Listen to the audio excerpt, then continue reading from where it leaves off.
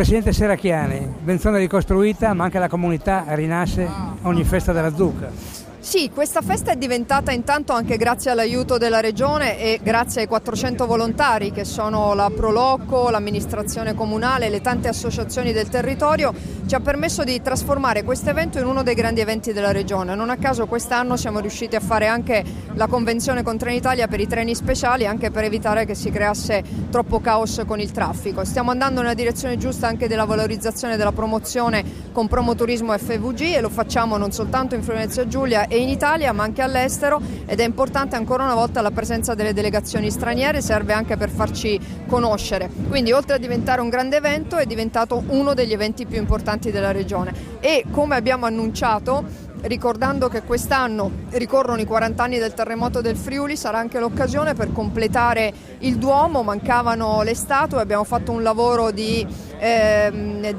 sistemazione laddove era possibile delle statue ancora